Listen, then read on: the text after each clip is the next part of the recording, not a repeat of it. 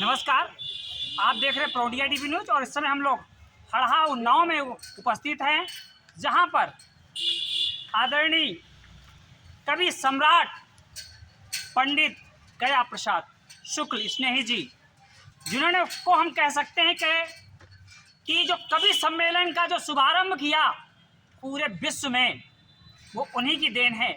और आज उन्हीं के परपौत्र हमारे समीप हैं और यहाँ कवियों ने जो श्रृंगार रस, वीर रस और कहीं ना कहीं मातृत्व की भी झलक यहाँ पर देखने को मिली, वो अपने आप में कहीं ना कहीं अनोखी है।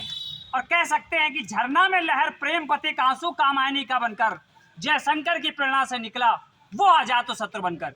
इन कवियों ने एक एक छंदों को जिस तरह से रखा और जो स्पर्श और भारतीय संस्कृति की विरासत को विश्व पटल पर स्थापित करने का कार्य किया, वो अपने आप में आज इस दिन अद्वितीय है। आज उन्हीं के परपौत्र की जुबानी हरहा से जानते हैं शुक्ल जी की कहानी। और आज का जो कार्यक्रम था वो क्या उद्देश्य को लेकर था और जो कवियों ने यहाँ रखा, किस किस प्रकार की रचनाएं थी, किन किन विधाओं का यहाँ पर कवि सम्मेलन में कार्यक्रम रखा गया, उनको भी आप बताएं। यह कार्यक्रम जो है हर वर्ष होता है और 21 सन 1883 में स्नेही जी का जन्म हुआ जी। स्नेही जी का पढ़ा यही और 20 मई सन 1972 को उनका निर्माण। स्नेही जी ने जो रचनाएं लिखी उससे ज़्यादा कवि तैयार किए। आदरणीय दादा सुरेश पटकर जी मुझसे अधिक जानते हैं बारे में। और गांव में 150 और लोग हैं। मैं चाहूँगा कि 2 शब्द दादा कहें, बहुत अच्छा बताते हैं। बड़ा महाकवि कोई अभी तक तो हिंदी में नहीं हुआ, मैं नहीं मानता हूँ। जो आज आधुनिक हिंदी कवि सम्मेलन की परंपरा उन्होंने आपके कानपुर से 1920 में शुरू किया था। स्नेही जी छंदों के आचार्य थे और आचार्यत्व तो छंद उन्होंने लिखे, उनके बारे में मैंने तो नहीं देखा, लेकिन हमारे पूर्ववर्ती कवि बताया करते थे जो है कि जब स्नेही जी मंच पर होते थे तो हिंदुस्तान का बड़े से बड़ा कवि कांपता था मंच पर चढ़ने के लिए, कहीं कुछ गलत ना हो जाए। अगर कहीं कुछ गलत हो गया तो स्नेही जी तुरंत टोक देते थे और उन्हें कविता की वो अलग जगाई। समझ लीजिएगा कि हर गांव में 10-10, 15-15 कवि, और जहाँ गोष्ठियाँ होती थी, पता लगे नहर है, नहर के पुल पर आधे लोग, आधे समस्या पूर्ति निवार थी उस समय। भाई साहब, ये समस्या पूर्ति अगर आज कर दिया जाए तुम्हारे हिंदुस्तान के 90% बड़े से बड़े के पानी मांग जाएंगे। वहाँ गांव के लोग समस्या पूर्ति करते थे। हर गांव में 10, 20, 50 कवि स्नेही जी के युग में हो गए थे। उन्नाव के बारे में लोग कहते थे कि उन्नाव कवियों का गुरुद्वारा है, यहाँ लोग छंद सीखने के लिए आते थे। स्वयं राष्ट्रकवि मैथिली गुप्त भी स्नेही जी के यहाँ आते थे और हमारे दौलतपुर में जो हमारे सत्यविधि के लिए आया करते थे। तो स्नेही जी इतने विराट व्यक्तित्व के थे और ये ने देश की आज़ादी में बहुत बड़ा योगदान था। त्रिशूल नाम से पहले कविता लिखते रहे। त्रिशूल नाम से अंग्रेजों की चूल्हे हिला दिया था। अंग्रेज हैरान कि कौन आदमी लिख रहा है, ये कौन आदमी देश में आग पैदा कर रहा है। तो फिर उन्होंने अपना नाम बदल दिया था, स्नेही जी अपना नाम रख दिया था। तो स्नेही जी के बारे में हम जितना भी कहें वो कम है। ये पंडित जी हमारे उनके प्रपौत्र बहुत महान है। जो सर आपके मुखारबिंद से स्नेही जी की एक स्नेही जी की तो पंडित जी सुनाएंगे एक स्नेही जी कुछ शब्द आपके मुखार से और कुछ उनके परपौत्र के मुखार से सुन लेंगे तो कहीं ना कहीं हम लोग भी अनुग्रहित हो जाएंगे। चले भाई श्रृंगार के तो सुन लीजिएगा, एक छंद सुन लीजिएगा। हाँ।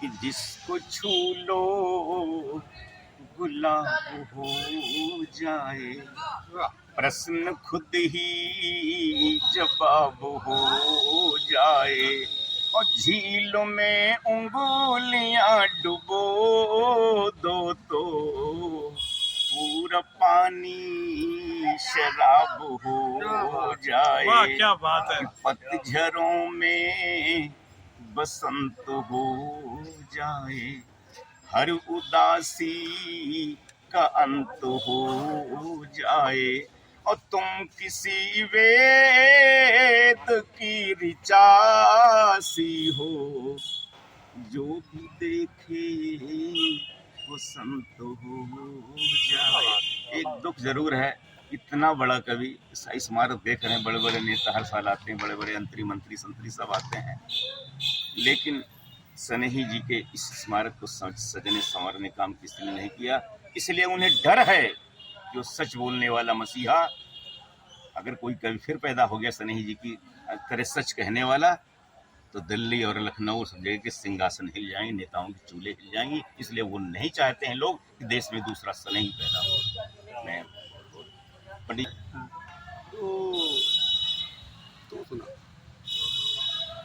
एक छंद है, उन्होंने 82 बरस का लिखा था, तो 82 वर्ष के थे जी, और 89 में निर्माण हुआ आयु में। मित्र मित्र ही है मेरा, कोई भी अमित्र नहीं। मित्रता जहाँ है वहाँ काम क्या उदासी का। ताक कर लक्ष्य व्यंग बाण छोड़े मैंने ऐसे, छोड़ दिया भंडा मिथ्या पॉलिसी सियासी का। मेरा प्रियतम वासी मेरे मन मंदिर, बंदा हुआ बंदा कभी काबा का नक्काशी का। रसे रसे रस में स्नेही में सरस हुआ, बरस रहा हूँ रस बरस 82। अरे वाह वाह, बरस रहा हूँ बरस 82। और एक वो तो जीवन, उनके 3 छंद है, उसके एक सुनाता हूँ, बहुत प्रसिद्ध है। करने चले तंग पतंग, दिए के माध्यम से। करने चले तंग पतंग जलाकर मिट्टी में मिट्टी मिला चुका। तम तुम का काम तमाम किया, दुनिया को प्रकाश में ला चुका हूँ। नहीं चाह स्नेही स्नेह की और, स्नेह में जी मैं जला चुका हूँ।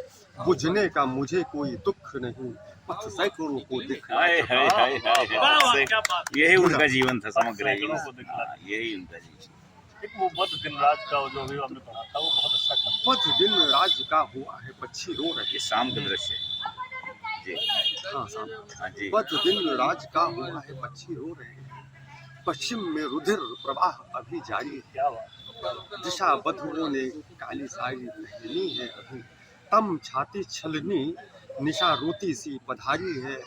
तड़प तड़प के वियोगी प्राण खो रहे हैं, कैसी चौकस कलेजे बीच मारी है। जम घट नहीं जम घट जमराज का है, नव चंद्र नहीं तू काल की कटाई। हमारे बीच में डॉक्टर जी भी हैं, और वाकई जब तक डॉक्टर साहब की जुबानी हम कुछ छंद सुन ना लें, अपने आप में कहीं तृप्ति नहीं मिलती है। हम लोगों को एक भ्रम होता है कि हम लोग छंद लिखते हैं। जब स्नेही जी के छंद पढ़ते हैं तो ऐसा लगता है कि हम लोगों ने लिखना शुरू भी नहीं किया है, लिखना सीखा भी नहीं है। तो उनसे तो बहुत कुछ सीखने को मिलता है, बहुत कुछ समझने को मिलता है। ये हमारा परम सौभाग्य है आदरणीय दद्दा का आमंत्रण कि गोविंद आपको आना है, और ऐसी पुण्य स्थान पर हमें आकर हमेशा सदैव एक नई ऊर्जा मिलती है, नई संचेतना मिलती है। हमें लगता है कि इससे बेहतर और कोई जगह हो नहीं सकती हम लोगों के लिए। ये हमारे जो आदर्श होते हैं, हम लोगों के लिए मंदिरों के समान होते हैं। छंद लिखते थे दद्दा, गीत लिखते थे, सारी चीजें लिखते थे आदरणीय स्नेही जी। 2 छंद मैं अपने सुनाता हूँ। श्रृंगार दद्दा आपने कहा, मैंने श्रृंगार नहीं पढ़ा था उस समय, श्रृंगार के 2 छंद पढ़ता हूँ। कंचन समान कमनीय काया, कामिनी की काम रूप कर रही सकल जहान को। सुंदर सलोनी सजे सो रहो सिंगार करी, सुघर समस्त सृष्टि माही ये समान को। कि महकत मग मधुकर मड़ाए, मन देख भयो मगन मोहिनी मुस्कान को। गोरे गोरे गात की गोराई, गोरी गली गली चूर चूर कर सब गर्भ गुमान को। कि दाड़िम के दाना सम दातन की दंतावली दमकती, हसी जसी दमकती दामिनी। कोमल कपोल पे किल्लोल करे जैसे अली, काले काले कुंतल को लहराए कामिनी। कि नयन नसीले से निहारती जो नैनन को, नैन बाण को चला नसीली करे यामिनी। वाहन से प्राण फूकती है प्रेम पीयूष से, प्राण प्रिया पुण्य प्रेम पथे अनुगामिनी। प्राण प्रिया पुण्य प्रेम पथे अनुगामिनी। हम आदरणीय स्नेही जी की पुनः स्मृतियों को पुनः नमन करते हैं। आदरणीय वाकई जो छंद था, कहीं ना कहीं अनुप्रास और यमक अलंकार तो साफ साफ स्पष्ट हो रहे थे। कह सकते हैं कि अभी भी कभी उसी तरह का जोश भरा हुआ है कवियों में, लेकिन वो धार तो तभी तेज हो सकती है जब राष्ट्र का इन्हें एक स्वरूप मान लिया जाए, राष्ट्र की इनको इस चेतना में इनको जोड़कर इनके लिए भी कार्य किया जाए और कवियों को वो सम्मान मिले जिसके लिए उन्होंने पूरा जीवन राष्ट्र को समर्पित कर दिया। बने रहे प्रो इंडिया टीवी न्यूज़ से, धन्यवाद।